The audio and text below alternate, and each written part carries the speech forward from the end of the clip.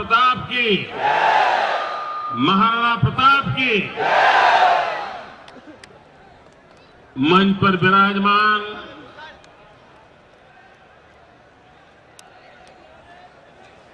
समाज के सभी कर्ता धर्ता बंधु भगिनी, यहां पधारे हुए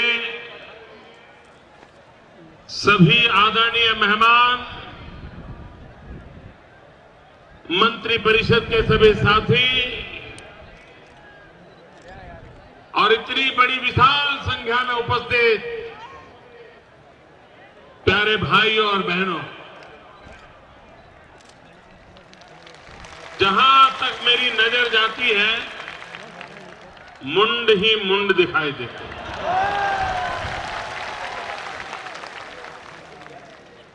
उधर तो पता ही नहीं चल रहा है कि आखिरी छोर कहां पर है।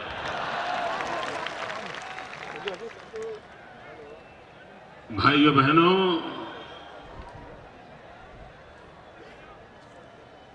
कभी तो सोचना होगा कि क्या कारण है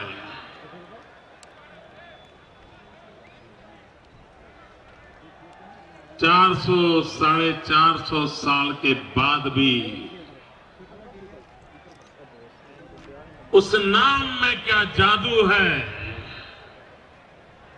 उस व्यक्तित्व में वो कौन सी ताकत है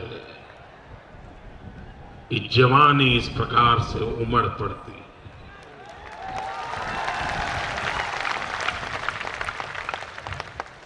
वो कैसा जीवन जी गए होंगे, किस प्रकार से जीवन को खपाया होगा कि आज भी राणा प्रताप का नाम देते ही रोंगटे खड़े हो जाते हैं।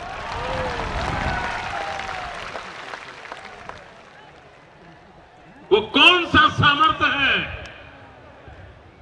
वो जीवन की कौन सी आहुति है जो आज भी हमें प्रकाश दे रही है, मार्ग प्रशस्त कर रही है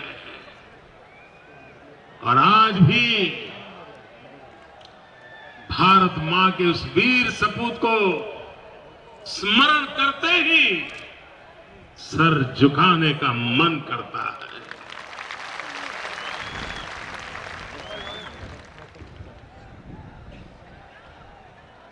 शिरोई के महाराजा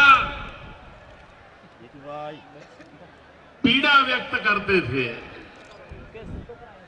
कि दिल्ली की सल्तनत को राणा प्रताप की जयंती पर फूल चढ़ाने की भी फुर्सत नहीं है। भाइयों बहनों,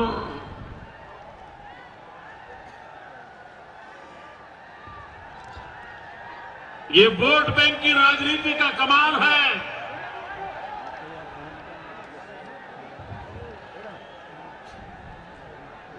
ये वोट बैंक की राजनीति का कमाल है कि कहीं छत्रपति शिवाजी महाराज, कहीं महाराणा प्रताप, अगर उनका नाम जुबा पे आ गया तो उनकी राजनीति खत्म हो जाएगी और इसलिए वो महापुरुषों को भुला देना चाहते हैं।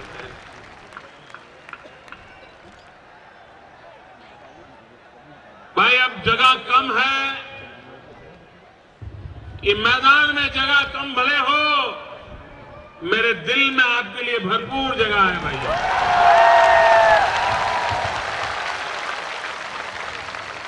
आप जहां हो वहां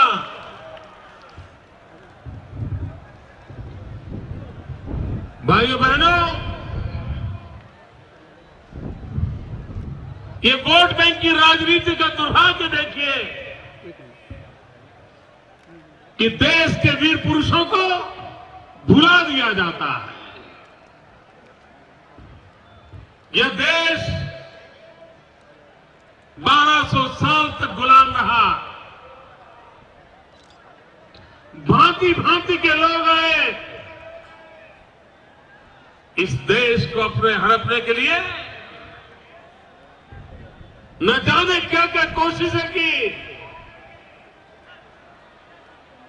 बड़े बड़े बेड़े लेकर के आए थे पूरे हिंदुस्तान को अपने कब्जे में करने के लिए। वो कहते थे दीने इलाही का बेबाक बेड़ा किए पासों पार सातों समंदर, वो डूबा दहाबे में गंगा के आकर। बहुत बड़े सपने लेकर के निकले थे, लेकिन गंगा के पट में आते ही इस मिट्टी ने उनको चूर चूर कर दिया था। 1200 साल का संघर्ष का इतिहास है। एक वर्ष इतिहास के पन्नों पर ऐसा नहीं गया जब भारत मां के किसी न किसी लाल ने गुलामी के खिलाफ आवाज न उठाई हो, आक्रांताओं के खिलाफ शस्त्र न उठाया हो, आक्रांताओं के सामने झुकने के बजाय सर खपा दिया हो, ऐसा एक वर्ष नहीं गया।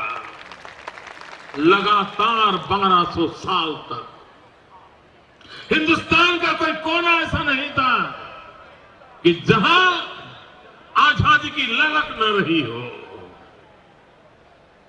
हर पल, हर युग में, हर वक्त पर इस देश के नौजवानों की परंपरा अपने आप को बलि चढ़ाने के लिए हमेशा हमेशा के लिए मौजूद रहती थी।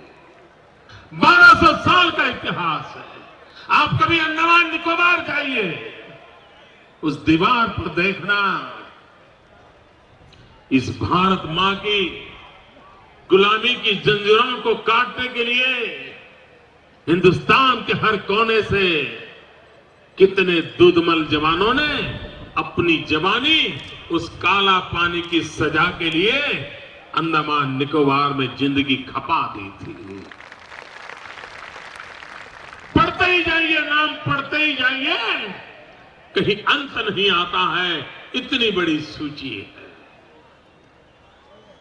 भाइयों बहनों, उसके बावजूद भी देश को एक ही पाठ पढ़ाया जाता है। पिछले 60-70 साल से एक ही पाठ पढ़ाया जाता है, एक ही गीत गाए जाते हैं, एक ही कथा सुनाई जाती है। इस देश के लिए एक ही परिवार ने सब बलिदान दिए हैं।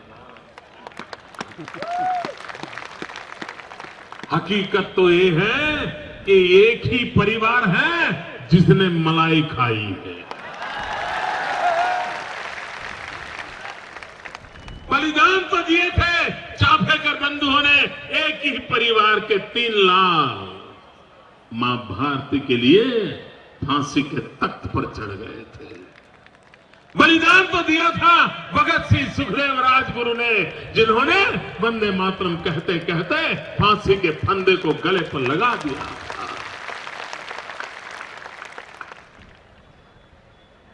कितने कितने लोगों के नाम गिनाए, अनगिनत लोग जिन्होंने इस भारत मां को फिर से एक बार सम्मानित करने के लिए अपने जीवन खपा दिया था। लेकिन इतिहास में उनका कहीं नामोल्लेख ना हो, इसके लिए पूरी चिंता की जाती है। देश के इन वीर पुरुषों के नामों को भुला दिया जाता है। देश की वीरता को समाप्त करने के लिए लगातार षड्यंत्र हो रहे हैं। कभी उधर उस पर्दे पर आग लगी, जरा देख लो भैया। आग नहीं लगी, आग नहीं लगी। लाइट कहां है? भाइयों बहनों, एक बात निश्चित है कि इस प्रकार से इतिहास के पन्नों पर से इन सारे नामों को गायब कर दिया जाता है और एक ऐसा चित्र बनाया जाता है कि कुछ ही लोगों के माध्यम से ये सब कुछ हुआ है। आज जब इतनी बड़ी तादाद में समाज की तरफ से महाराणा प्रताप का जय जयकार हो रहा है, मैं तो सीना गर्व से फूल जाता है, आनंद आता है। और मैं उन लोगों को चेतावनी देता हूं कि तुम लाख कोशिश करो इतिहास के कागजों पर से इन महापुरुषों के नामों को मिटाने की। तुम लाख कोशिश करो पत्थरों को पत्थरों से मिटा करने की, लेकिन कभी भी तुम हिंदुस्तान के कोटि कोटि नागरिकों के दिलों से इन महापुरुषों के नामों को नहीं मिटा पाओगे। और वो वक्त आएगा जो इन नाम मिटाने वाले लोग हैं वो खुद मिट जाएंगे, ये मैं दावे से कहता हूं। भाइयों बहनों, देश में वीरता के खिलाफ कैसा माहौल चला। पहले स्कूल में बच्चा पढ़ता था तो उसको पढ़ाया जाता था तो तलवार का त। कुछ लोगों ने चर्चा की कि अगर बच्चा बचपन में ही अगर तलवार का त पढ़ेगा तो उसके मन के अंदर हिंसक भाव पैदा होंगे, और इसलिए क्या करो, तलवार का निकाल दो, तपेली का पढ़ाओ। जिस देश के बच्चों को तलवार भुला करके तपेली पकड़ा दी जाती है, भाइयों बहनों, वो बच्चों से वीरता के पाठ कौन पढ़ाएगा। सोच समझकर हालात किए, आपको जानकर के हैरानी होगी। दिल्ली में भारतीय जनसंघ का शासन था और भारतीय जनसंघ कॉरपोरेशन में काम करता था, और उन्होंने तय किया कि दिल्ली में छत्रपति शिवाजी महाराज की प्रतिमा लगाएंगे। अब दिल्ली सरकार के कब्जे में मामला केंद्र सरकार के हाथ में। उन्होंने निर्णय किया छत्रपति शिवाजी महाराज का बहुत बड़ा घोड़े पर सवार ऐसा पुतला लगाना तय किया। तो ये दिल्ली शासन ने दबाव डाला कि छत्रपति शिवाजी तो लगाइए, लेकिन ऐसे जो हाथ खड़ा कर करके वो तलवार लेकर के बैठे हैं वो तलवार रहने दीजिए। आप कल्पना कर सकते हो कि भाले के बिना राणा प्रताप कैसे लगेंगे, तलवार के बिना छत्रपति शिवाजी कैसे लगेंगे। लड़ाई चलती रही, आखिरकार दिल्ली की सल्तनत ने छत्रपति शिवाजी का वो स्टैच्यू लगाया जिसके हाथ में तलवार नहीं है, और अगर घोड़े पर आप बैठे हो, हाथ में तलवार नहीं है और ऐसा हाथ खड़ा किया है, तो तस्वीर देख करके लगता है कि कोई बहुत बड़ा गायक गीत गा रहा है।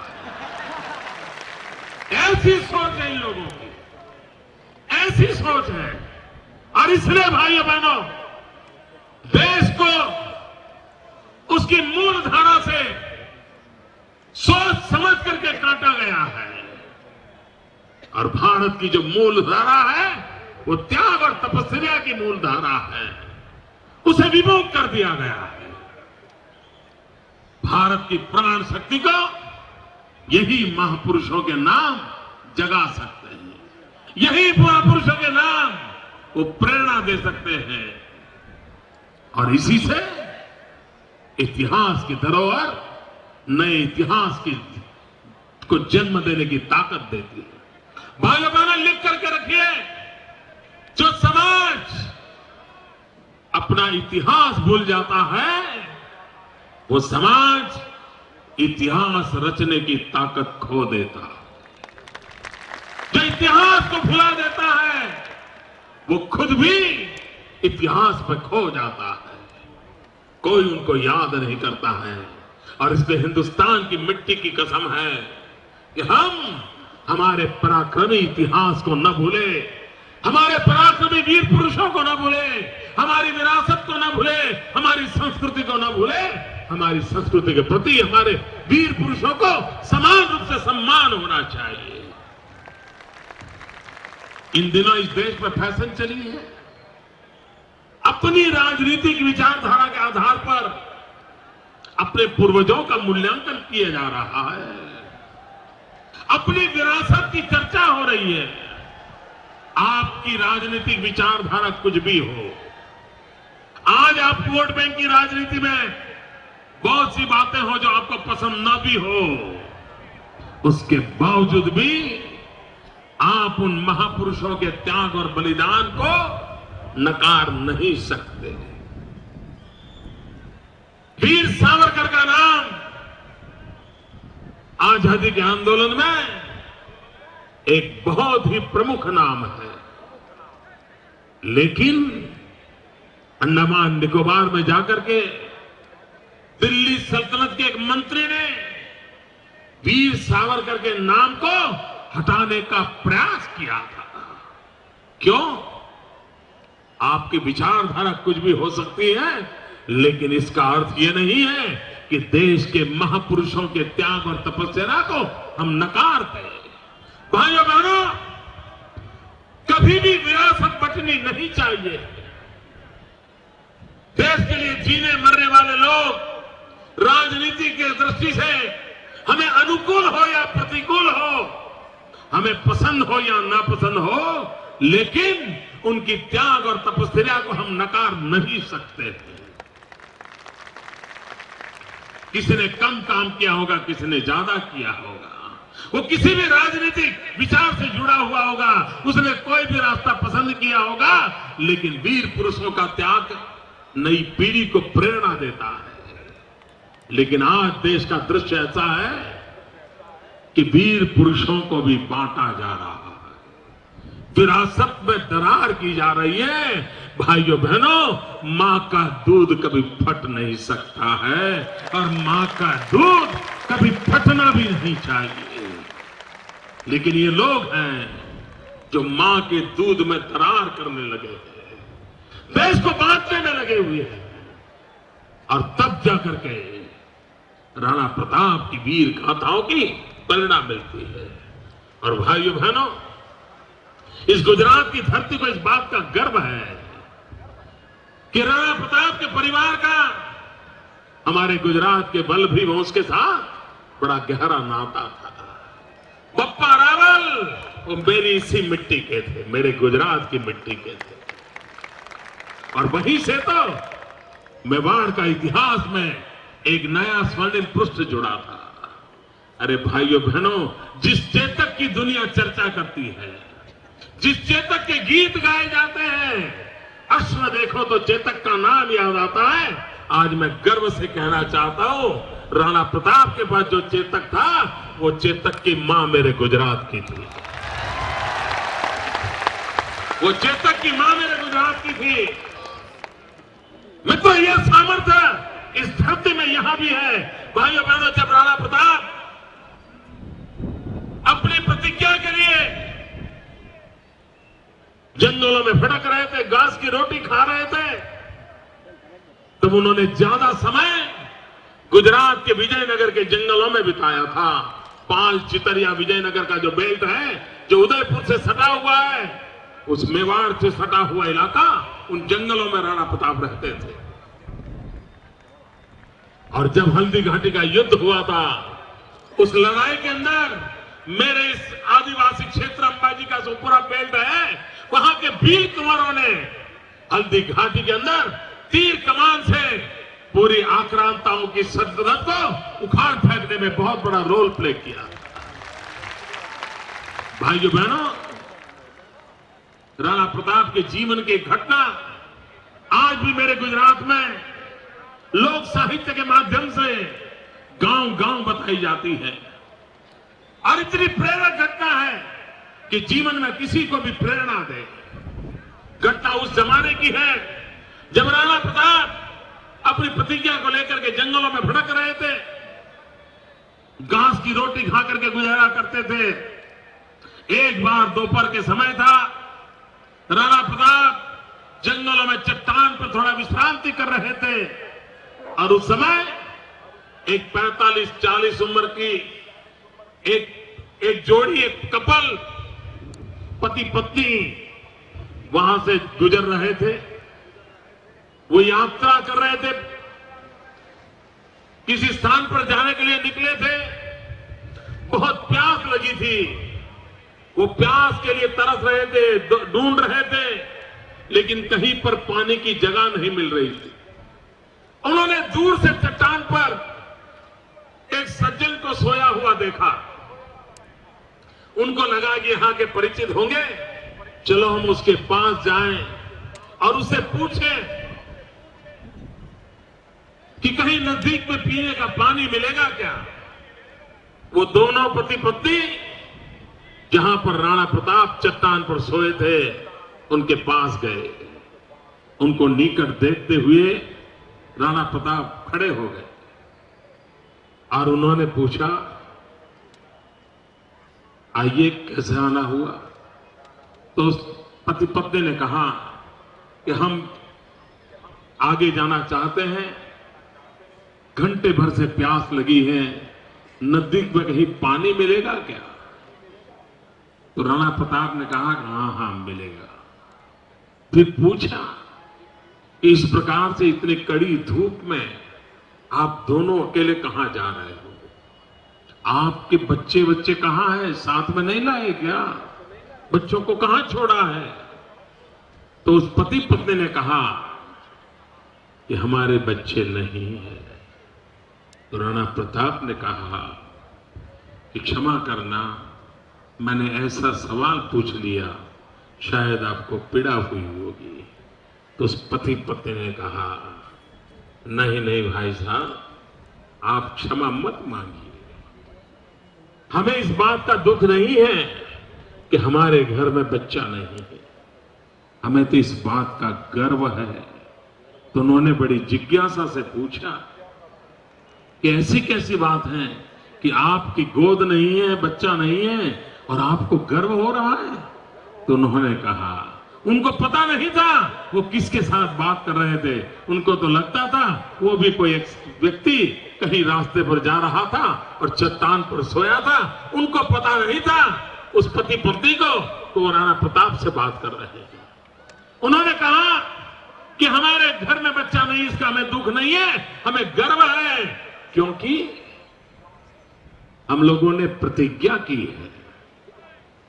35-40 साल का नौजवान जोड़ा राणा प्रताप की आंख में आंख मिलाकर के कह रहा है कि हमने प्रतिज्ञा की है कि जब तक राणा प्रताप मेवाड़ की धरती पर फिर से अपना झंडा न गाड़े, तब तक हम संसार सुख नहीं मनाएंगे।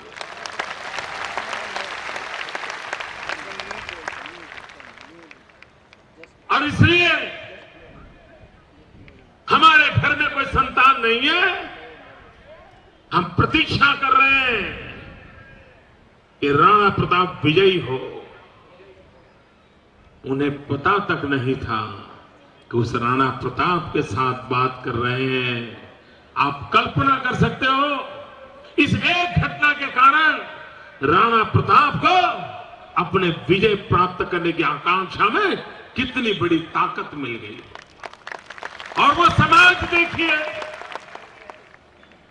कि जिसको राजपाट चला गया है, घास की रोटी खा करके गुजारा करना पड़ रहा है, लेकिन उस समय भी समाज में ऐसे लोग थे जो उनके साथ खड़े थे, उनके लिए अपना जीवन का सर्वस्व न्यौछावर कर रहे थे। भाइयों बहनों, ये सामर्थ्य उन वीर पुरुषों का था जो हमें ऐसी प्रेरणा देते थे। भाइयों बहनों, आज कभी कभी मन करता है कि राणा प्रताप जिन सपनों को लेकर के चले थे, जिस सपनों की पूर्ति के लिए वो अपनी जान की बाजी लगा रहे थे, जिन कारणों से उनकी लड़ाई होती थी, क्या आज उस कारणों का कोई स्थिति क्या है? महाराणा प्रताप गौरक्षा के लिए युद्ध करते थे। आज भी इस देश में गौवंश रक्षा का कानून बने, इसलिए दिल्ली की सल्तनत के खिलाफ लड़ना पड़ रहा है। उस समय मुगलों के खिलाफ लड़ना पड़ता था, इस समय इन लोगों के खिलाफ लड़ना पड़ता। भाइयों बहनों, स्वाभिमान के लिए जीवन खपाना पड़ता। उन मां बहनों को याद करो, पन्ना धाई को याद करो। अगर पन्ना धाई ने वो बलिदान न दिया होता तो आज उदयपुर कहां होता? क्या वीरता थी भाई! इतिहास का हर पन्ना, हर अक्षर, हर शब्द नई पीढ़ी को शक्ति देने वाला है। लेकिन देश का दुर्भाग्य है, इन चीजों को भुला दिया जाता है। भाइयों बहनों, समय की मांग है। हम इतिहास को जाने, हम इतिहास को जीने की कोशिश करें और इतिहास से प्रेरणा लेकर के नए इतिहास के बीज बोने का कोशिश करें। ये समय की मांग है। भाइयों बहनों, दिल्ली में बैठे हुए लोग कैसे हैं? मैं घटना सुनाना चाहता हूं। इस देश की आजादी के जंग में दो मुख्य धाराएं थी। एक अहिंसक आंदोलन था, एक सशस्त्र क्रांति का मार्ग था। और देश का सद्भाग्य देखिए, गुजरात का गर्व देखिए, दोनों धाराओं का नेतृत्व गुजरात की धरती पर था। अहिंसक आंदोलन की धारा का नेतृत्व गांधी और सरदार पटेल कर रहे थे और सशस्त्र क्रांति का नेतृत्व श्यामजी कृष्ण वर्मा, मैडम कारला, राणा, ये सरदार सिंह राणा, ये लोग कर रहे थे। श्यामजी कृष्ण वर्मा, जिन्होंने लंदन में अंग्रेज सल्तनत की नाक के नीचे इंडिया हाउस बनाया था, देश के नौजवानों को स्कॉलरशिप देकर के इंग्लैंड में बुलाते थे, पढ़ाई की चिंता करते थे और उनको शस्त्रों की ट्रेनिंग देकर के हिंदुस्तान में आजादी के जंग के लिए भेजते थे। श्यामजी कृष्ण वर्मा के शिष्य मदन लाल धिंगरा, जिन्होंने इंडिया हाउस में कर्नल बायजी की हत्या की थी और वो फांसी के तख्त पर चढ़ गए थे। देश के नौजवानों को, वीर सावरकर को लोकमान्य तिलक जी के कहने पर स्कॉलरशिप देकर के श्यामजी कृष्ण वर्मा ने वीर सावरकर जी को लंदन बुलाया था और उनके अंदर वो जज्बा भर दिया था कि अंग्रेज सल्तनत को उखाड़ फेंकने के लिए सावरकर ने लंदन की धरती को ही अपना कार्य क्षेत्र बना करके अंग्रेजों के नाक को दम ला दिया था। वे श्यामजी कृष्ण वर्मा 1930 में उनका स्वर्गवास हुआ। 1930 में विदेश की धरती पर स्वर्गवास हुआ। हिंदुस्तान के इन नेताओं ने उनको श्रद्धांजलि देना भी उचित नहीं माना। तब लाहौर की जेल में भगत सिंह थे, एक अकेले भगत सिंह, जिन्होंने श्यामजी कृष्ण वर्मा की मृत्यु की खबर मिली, लाहौर के अंदर अकेले ने श्रद्धांजलि सुमन दिए, श्रद्धांजलि के लिए मौन दिया और उस पर महापुरुष को स्मरण किया। वो श्यामजी कृष्ण वर्मा जीवन के अंतकाल में लिख करके गए थे कि मेरे मृत्यु के बाद मेरे अस्थि को संभाल कर रखा जाए और जब हिंदुस्तान आजाद हो तब उस आजाद भारत में मेरे अस्थि जाने चाहिए। जीते जी तो मैं हिंदुस्तान को आजाद नहीं देख पाया, लेकिन मेरे मरने के बाद कम से कम मेरे अस्थि आजाद हिंदुस्तान की हवा का अनुभव करें, इसलिए मेरे अस्थि देश आजाद होने के बाद ले जाएगा। भाइयों बहनों, 1930 में लिख करके गए थे। 1947 15 अगस्त देश ने अपना तिरंगा झंडा फहरा दिया। 16 अगस्त को पंडित नेहरू का दायित्व बनता था। 16 अगस्त को एक दिन बिताए बिना 16 अगस्त को पंडित नेहरू का दायित्व बनता था कि वो किसी प्रतिनिधि मंडल को भेजे, श्याम जी कृष्ण वर्मा की इच्छा के अनुसार उनके अस्थि हिंदुस्तान ले आए और उनकी इच्छा को पूर्ण करे, लेकिन नहीं किया। कौन श्याम जी कृष्ण वर्मा भुला दिया गया। और ये जिनेवा की विदेशी सरकार देखिए, उन्होंने भी अस्थि को संभाल के रखा। भारत का नागरिक, अंग्रेजों के खिलाफ लड़ने वाला आदमी, उसके अस्थि जिनेवा की सरकार ने संभाल के रखा। और वो अस्थि इंतजार कर रहे थे, कोई हिंदुस्तान का भारत मां का लाल आएगा और मेरे अस्थि कभी न कभी आजाद भारत की धरती पर ले जाएगा। भाइयों बहनों, आजादी के 50 साल बीत गए, किसी को फुर्सत नहीं मिली। भाइयों बहनों, मेरा सौभाग्य था, शायद इतिहास ने, ईश्वर ने मेरे भाग्य में काम लिखा था। 2003 में मृत्यु के 73 साल के बाद मैं जिनेवा गया और जिनेवा जाकर के श्याम जी कृष्ण वर्मा के अस्थि को मेरे कंधे पर उठा करके ले आया।